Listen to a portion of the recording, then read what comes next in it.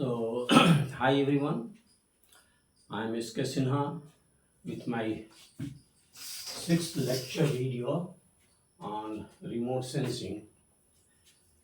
So, in the previous five lectures, I have already discussed different aspects of photogeology, such as aerial photography, different types of aerial photographs, different types of cameras, then stereoscopy, relief displacement, stereoscopic parallax and determination of heights from relief displacement as well as stereoscopic parallax. तो आज जो ये छठे lecture में हम बात करेंगे वो रिमोट सेंसिंग की बात करेंगे. What is remote sensing, what is the principles of remote sensing and what is electromagnetic spectrum. और इलेक्ट्रोमैग्नेटिक स्पेक्ट्रम का जो डिफरेंट रेंजेस है उस पर हम बात करेंगे. So let us start.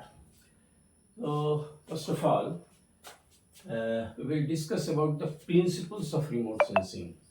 So, remote sensing is based on the premises that different objects return different amounts and kinds of energy incident upon them. तो अर्थ सरफेस पर जो भी फीचर्स हैं उस पे जो इंसिडेंट एनर्जी है EMR है उसका कुछ ना कुछ पार्ट अलग अलग फॉर्म में अलग अलग इंटेंसिटी में ये रिटर्न बैक करता है, ये जो फीचर्स है. And this is the principle. तो ये जो रिटर्न होता है EMR that is received by the sensor and sensor again but it works that sensor converts it into suitable form and send the signal to the ground station where product is generated. So this property depends on the structural, physical, chemical composition, surface roughness, angle of incidence, intensity as well as wavelength of EMR. तो इन सभी बातों पे वो कितना reflect करता है, energy को reflect back करता है टू द सेंसर, ये इन सब बातों पे डिपेंड करेगा. अब हम लोग आ जाएं कि जो डिफरेंट ऑब्जेक्ट्स है जो EMR को रिफ्लेक्ट करता है इसको हम लोग कहेंगे spectral reflectance. So there is term spectral reflectance and in the literature of remote sensing it is called spectral signature. So here there are spectral reflectance curve of different objects of the surface of the earth. Here this is the curve for water, asphalt, concrete. This is vegetation curve, red color, dry soil. So other curves may be there. और जो different objects हैं, artificial objects हों या man-made objects हों, original objects हों, इन सबों का जो स्पेक्ट्रल रिफ्लेक्टेंस कर्व है वो डिफर करेगा. इस पर हम बात करेंगे. पहले तो सबसे पहले तो रिमोट सेंसिंग में there are two aspects.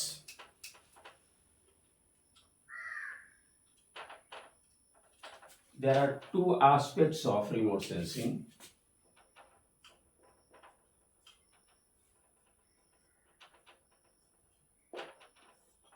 First is to collect the data. To collect the data. Data का मतलब जो EMR जो रेडिएशंस है वो यहाँ से जो डिफरेंट ऑब्जेक्ट्स हैं वो जो रिटर्न करता है उसको जो सेंसर है उसको रिसीव करता है. सो this is the collection part. So collection of data is one of the important aspects of remote sensing. और ये बाय द सेंसर.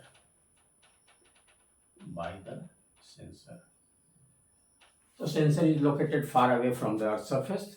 तो वहाँ पर ये डेटा जो है सो पहले कलेक्ट होता है और अगेन ये जो सेंसर है उस डेटा को, उस रेडिएशन को वो सुटेबल फॉर्म में कन्वर्ट करता है and again it is sent back to the ground station.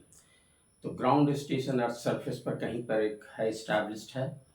अलग अलग कंट्रीज़ के अलग अलग ग्राउंड स्टेशंस हैं, तो वहाँ पे जाता है और वहाँ पर जो है वो प्रोडक्ट जनरेशन होता है। Second part is product generation and interpretation.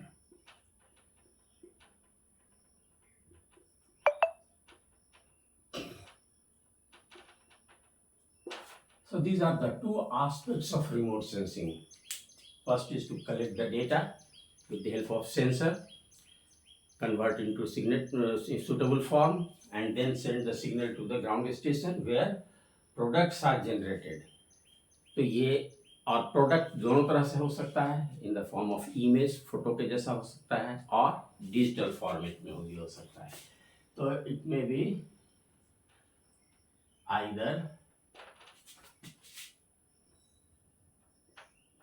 either as photo or image or in digital form.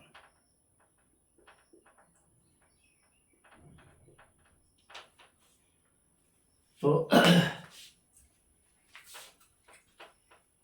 इसको हम समझ सकते हैं with the help of a very simple sketch. So here this is sun,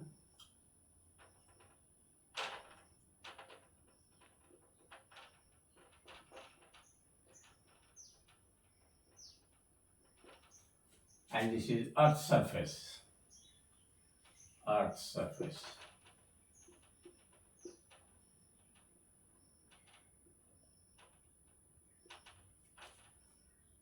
तो यहाँ से सन से जो एनर्जी है ये पहुँचता है अर्थ सरफेस पे।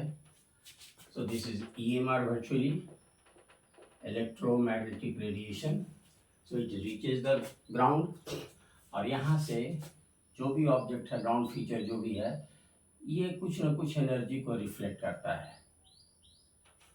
So different kinds and different amounts of energy it is reflected back from the earth feature. और यहीं पर सपोज ये सेंसर है, this is sensor,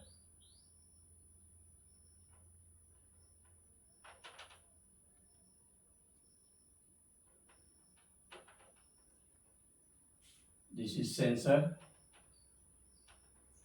which is mounted on the satellite. तो satellite and sensor is there. ये यहाँ से जो रिफ्लेक्शन हो रहा है इसको क्या करता है, again it is sent to the ground station. Suppose here is the ground station,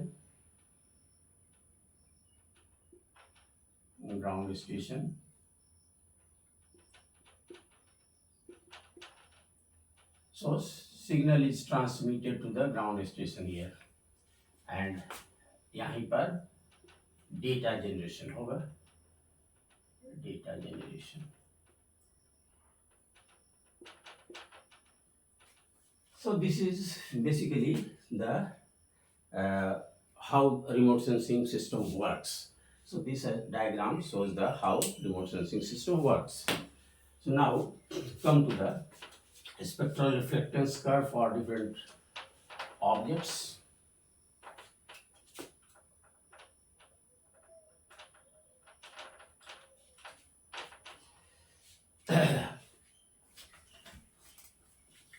So see, so these are the spectral reflectance curve for different objects. So on the horizontal axis, wavelength of EMR has been taken, 0.4, 0.8, 1.2, 1.6, like that. So it is wavelength, and wavelength is plotted in micrometer. Micrometer means 1 micrometer is equal to 10 to the power 6 metre. तो इसी unit में है ये wavelength को हम लोग इस पे प्लॉट किए हैं हॉरिजॉन्टल एक्सिस पर, और इट इज इन माइक्रोमीटर. और इस वर्टिकल एक्सिस के ऊपर रिफ्लेक्टेंस का परसेंटेज है 0, 20, 40, 60, 80, लाइक दैट. तो ये है. अब इसमें हम लोग एक एक करके देखें. जैसे ये जो है, ये जो कर्व है, दिस वन ब्लैक वाला, ये कर्व क्लियर वाटर का है। तो क्लियर वाटर के कर्व में हम लोग देखें कि जो मैक्सिमम रिफ्लेक्टेंस है, maximum reflectance can be noted at this wavelength 0.6 के आसपास, ये मैक्सिमम रिफ्लेक्टेंस है। और दूसरी चीज ये है कि अगर हम लोग बिल्कुल 0.4 आ जाएं, 0.4 पे आ जाएं या फिर इधर 0.8 के आसपास आ जाएं, तो 0.4 is the starting point of visible range. Visible range जो है, visible spectrum, visible spectrum it is 0.4 to 0.7 micrometre. तो 0.4 पे रिफ्लेक्टेंस बिल्कुल कम है, ऑलमोस्ट नील है, जीरो है। तो 0.4 पे जो रिफ्लेक्टेंस वैल्यू है वो बहुत कम है। अगेन उसी तरह से रिफ्लेक्टेंस 0.8 के आसपास, यानी कि इंफ्रारेड रीजन में, IR रीजन में, इसमें भी बहुत कम है। तो ये टिपिकल रिफ्लेक्टेंस कर्व है क्लियर वाटर का। बट जो रिफ्लेक्टेंस कर्व है वाटर का, इसमें कुछ वेरिएबल्स हैं, है ना, अदर वेरिएबल्स।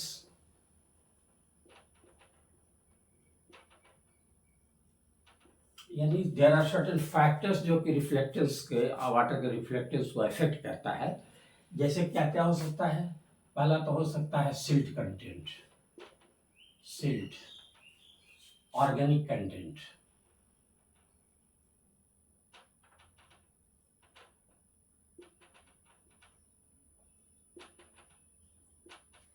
तो silt and organic content are very important. दूसरा जो फैक्टर है रिफ्लेक्टेंस को जो प्रभावित करता है वो that is depth of water.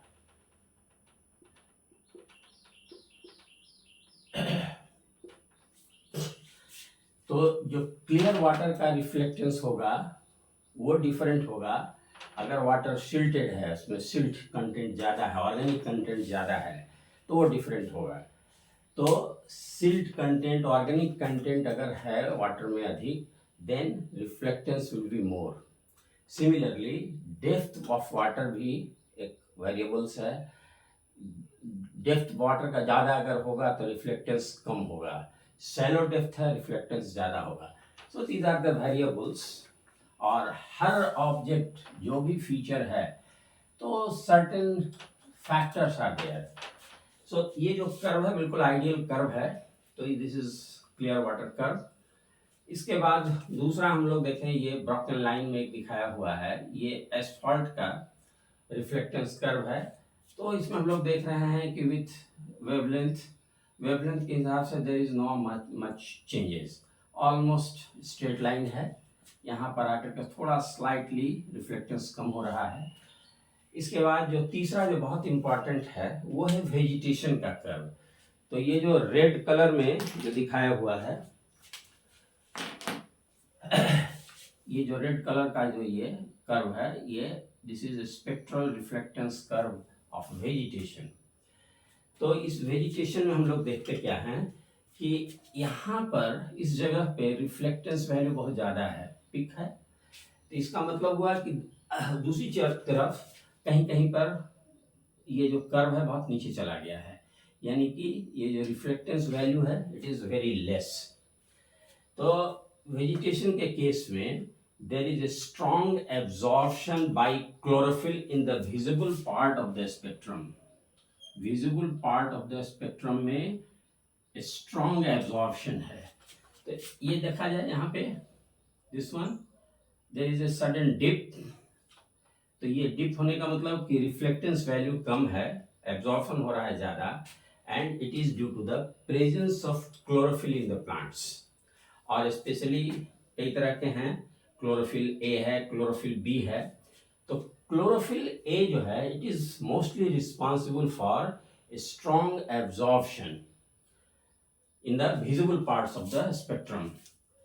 दूसरी चीज ये है कि यहाँ पर हम लोग देख रहे हैं ये स्ट्रॉन्ग रिफ्लेक्शन है, IR रेंज है। ये विजिबल के बाद जो स्टार्ट होता है दैट इज इंफ्रारेड। तो इंफ्रारेड रीजन में we can see the strong reflection of waves, IR waves. तो strong reflection IR waves wavelength में है और वो है by cell, और वहाँ पर ये साइटोप्लाज्म एंड स्पॉन्जी मेसोफिल्स, तो इसके कारण there is a strong reflection of IR wavelength band by cell. तो ये है, और फिर हम लोग अगेन यहाँ पर दो जगह पर देख रहे हैं, again there is a strong absorption of the IR, A strong absorption of this EMR। तो एक रेंज ये है दिस वन, और दूसरा रेंज ये है। तो ये करीब करीब आपका यू कैन सी 1.2 के आसपास, 1.2 या 1.34 भी कह सकते हैं। तो एट 1.3 और 1.4 as well as at 2 micrometre, तो इस वेवलेंथ पर there is strong absorption of EMR। और ये क्यों होता है? It is due to water content in its cell.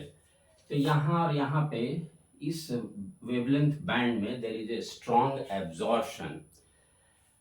तो ये जो स्ट्रॉन्ग एब्जॉर्प्शन है, it is due to the presence of water.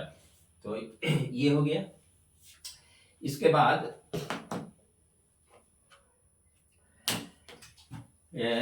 ये हम लोग देखें ड्राई सॉइल का। ड्राई सॉइल का भी बहुत ज़्यादा वेरिएशन नहीं है इसके रिफ्लेक्टेंस में, स्लाइटली राइज कर रहा है, slightly raising with the increasing value of wavelength. तो ये लैम्डा जैसे जैसे बढ़ रहा है, लगभग ड्राई सॉइल का ये हो रहा है। रॉक का जहाँ तक है, तो रॉक का जो रिफ्लेक्टेंस है इसमें भी बहुत वेरिएशन है, देयर इज कंसिडरेबल वेरिएशन।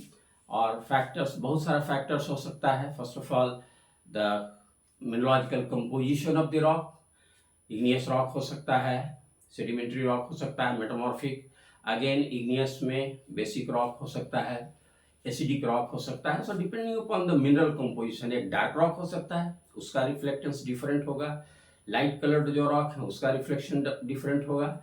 जो वेदरिंग है, वेदर्ड रॉक में जो रिफ्लेक्टेंस वैल्यू है वो कम आएगा, और जो फ्रेश रॉक है उसमें जो है ज़्यादा होगा। So these are different factors.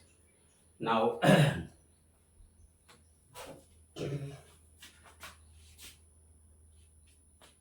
हम लोग अब सीधे आते हैं EM स्पेक्ट्रम पे।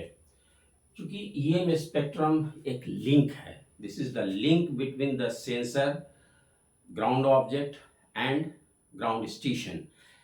क्योंकि हर जगह EMR इंटरैक्ट कर रहा है। सन से EMR आ रहा है सरफेस पे, यहाँ सन है, फिर यहाँ ये ग्राउंड सरफेस पर ये रिएक्ट कर रहा है, फिर यहाँ पहुँचता है सेंसर पे, सेंसर से अगेन ये सेंड होता है यहाँ ग्राउंड स्टेशन पे, ग्राउंड स्टेशन। तो ये स्पेक्ट्रम जो है, EMR जो है, रेडिएशन जो है, it is a very important link between the ground object, sensor and ground station. तो सबसे पहले तो समझना ये है कि EM स्पेक्ट्रम जो है, EM radiation, it is a form of energy. ये एनर्जी है, दिस इज एनर्जी। और इसके जो यूनिट हैं, amount of radiation per unit time, it is measured in units. और ये यूनिट का क्या है? इट इज जूल पर सेकेंड। तो जूल पर सेकेंड में इसके एनर्जी को हम लोग मेजर करते हैं। और ये जो EM स्पेक्ट्रम है, it can travel in vacuum, vacuum में भी ट्रैवल कर सकता है। सन से जो एनर्जी अर्थ सरफेस तक आता है, तो there are so many layers जो कि बिल्कुल वैक्यूम है।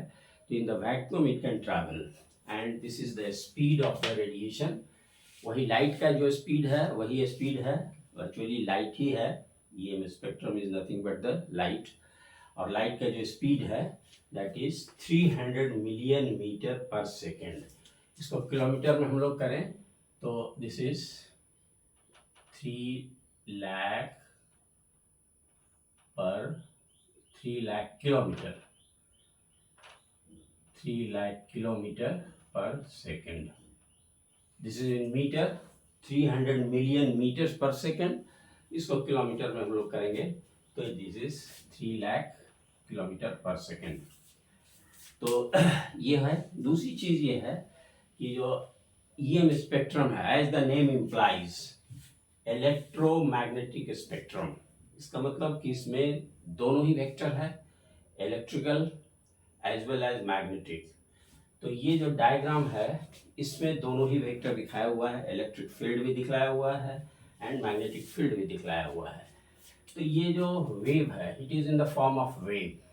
वेव थ्योरी है, एक कंसेप्ट वेव थ्योरी का है, दूसरा पार्टिकल थ्योरी का है। तो ये जो है एक वेव वर्टिकल है, दिस इज वर्टिकल वेव, और ये इलेक्ट्रिक है, this is electric field, this electric field. और दूसरा जो ब्लू कलर में शेडेड जो है, ये जो है दिस इज मैग्नेटिक।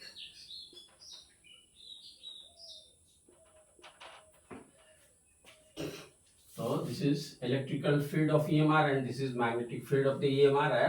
ये जो है ये डायरेक्शन है, direction of propagation of the EMR।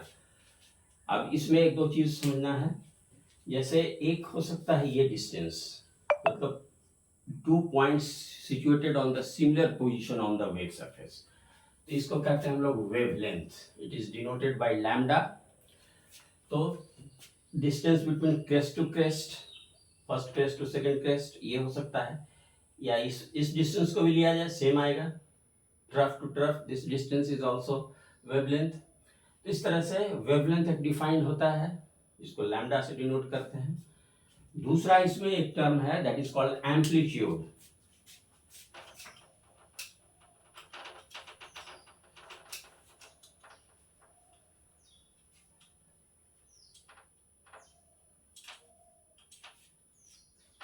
Amplitude,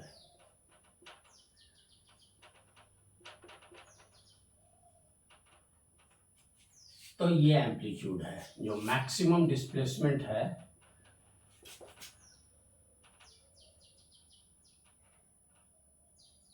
maximum displacement from this median line, from the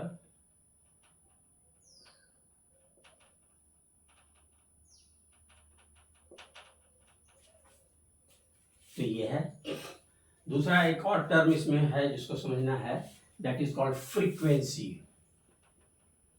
frequency, तो फ्रीक्वेंसी जो है इसको नॉर्मली हम लोग V से डिनोट करते हैं, V। तो फ्रीक्वेंसी क्या है, number of vibrations, frequency is the number of vibrations passing A point in unit time. तो ये जो वेव सरफेस है, इस पे एक यूनिट टाइम में कितना वाइब्रेशंस क्रॉस करता है या पास करता है, दैट इज कॉल्ड फ्रीक्वेंसी। और फ्रीक्वेंसी का जो मेजरमेंट है इसको नॉर्मली हम लोग हर्ट्ज में करते हैं या साइकिल पर सेकेंड में करते हैं। So this is frequency. और एक रिलेशनशिप हम लोग स्टैब्लिश कर सकते हैं between the velocity of EMR, wavelength as well as frequency. तो वेलोसिटी को अगर हम लोग C से डिनोट करें, वेवलेंथ लैम्डा है and frequency is V। So this relation can be established. C is equal to, means velocity is equal to frequency into wavelength, V into lambda. तो ये जो wave, it is as per wave theory. तो wave theory को बहुत मान्यता मिलती है, wave theory पे हम लोग ज़्यादा फोकस करते हैं। But there is another theory, important theory, that is called particle theory. ये जो पार्टिकल थ्योरी है, इट स्टेट्स दैट और it offers useful insight into how EMR energy interacts with matter.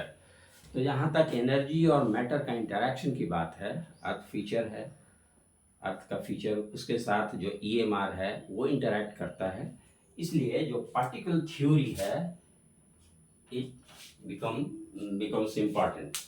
तो एज पर दिस थ्योरी, ये theory कहता क्या है कि जो रेडिएशंस हैं they are composed of discrete units, और इसको कहते हैं हम लोग फोटोन। फोटोन,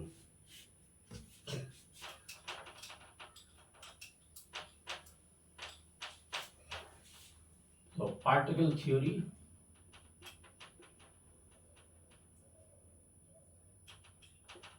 इसमें फोटोन का कॉन्सेप्ट है।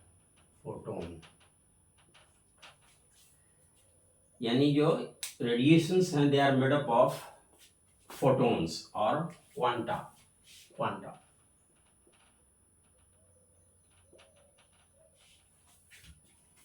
और ये जो एनर्जी है, क्वांटम का जो एनर्जी है वो, इसको हम लोग ये इस इक्वेशन से हम लोग कर सकते हैं। Energy of quantum that is E से अगर डिनोट करते हैं तो energy of quantum can be written as h into V. ये कांस्टेंट है, h is a constant and v frequency है। तो ये जो प्लैंक्स, इसको कहते हैं हम लोग Planck's constant. h is the Planck's constant, value of which is this one 6.626 into 10 to the power minus 34 joule second. So this is the energy equation. Now come to the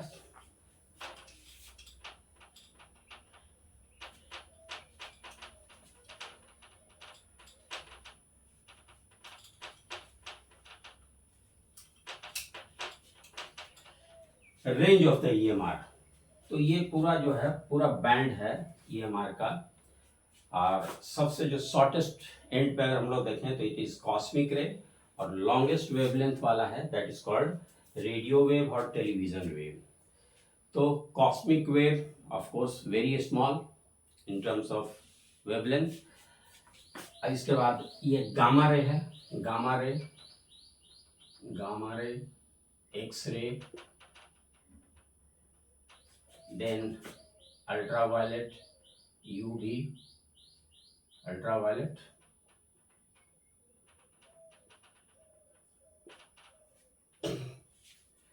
इसके बाद visible range है,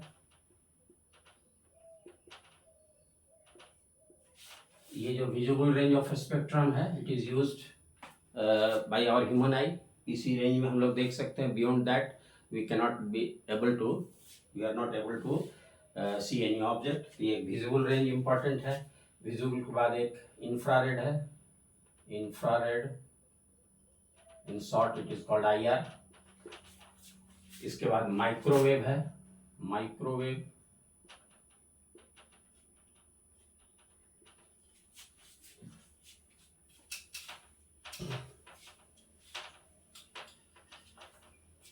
microwave, और after that radio and television wave.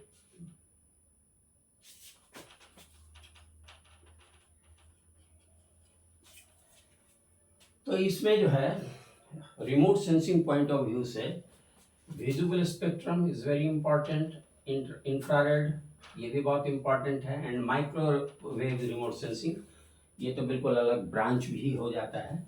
तो ये जो तीन range है spectrum का that is visible range, infrared range and microwave range, ये तीनों जो है बहुत इंपॉर्टेंट है। समटाइम्स अल्ट्रावायलेट को भी हम लोग यूज़ करते हैं but not so frequently use. तो ये रेंज है इसका इन टर्म्स ऑफ वेवलेंथ। तो ये इनका क्या क्या रेंज होगा वेवलेंथ का, यहाँ देखें आप। तो ये जो गामा रे है, gamma ray less than 0.03 nanometre, less than 0.03 nanometre. ये नैनोमीटर जो है इससे छोटा हो गया यूनिट माइक्रोमीटर से। 1 nanometre, 1 nanometre is equal to 10 to the power 9 metre, ये है। तो ये गामा रे का जो रेंज है लेस देन 0.03 नैनोमीटर होगा। इसके बाद एक्सरे है 0.03 से लेकर के 300 नैनोमीटर तक एक्सरे हो जा रहा है। ये बिटवीन 0.03 नैनोमीटर टू 300 नैनोमीटर, ये रेंज एक्सरे का हो गया। देन अल्ट्रावायलेट ये हो गया 0.3 माइक्रोमीटर टू 0.38 माइक्रोमीटर। इसके बाद ये विजिबल स्टार्ट होता है, अल्ट्रावायलेट के बाद visible, very important, this is 0.04 micrometre to 0.7 micrometre, ये विजिबल रेंज है। फिर इंफ्रारेड आ गया, विजिबल स्टार्ट होता है 0.4 से और 0.7 इज द 0.7 माइक्रोमीटर, ये रेड का वेवलेंथ है। और रेड के बाद इंफ्रारेड स्टार्ट होता है, दिस इज इंफ्रारेड। इंफ्रारेड का रेंज है 0.7 माइक्रोमीटर से लेकर के 1 मिलीमीटर, दिस इज मिलीमीटर। तो इंफ्रारेड को भी फर्दर हम लोग डिवाइड करते हैं, near infrared, middle infrared, far infrared. तो ये है इंफ्रारेड, ये भी बहुत इंपॉर्टेंट है from remote sensing point of view. Then microwave, तो this is a bit misnomer, you can say, थोड़ा कंफ्यूजिंग है, micro, but it is not so micro. इसका रेंज जो स्टार्ट होता है वो होता है 1 मिलीमीटर टू 1 मीटर। तो 1 मिलीमीटर से लेकर के 1 मीटर का जो रेंज है वेवलेंथ का, ये माइक्रोवेव। और माइक्रोवेव जो है बिल्कुल स्पेशलाइज्ड स्टडी है रिमोट सेंसिंग में, microwave remote sensing in which we use radars. तो ये एक हो गया। और लास्टली जो सबसे लंबा वाला जो है वो कहलाता है radio wave and TV band या स्पेक्ट्रम। तो ये जो है तो मोर देन 1 किलोमीटर, 1 मीटर, और टू सेवरल किलोमीटर होगा, है ना, to several kilometer. So this is all about today's lecture. Thank you.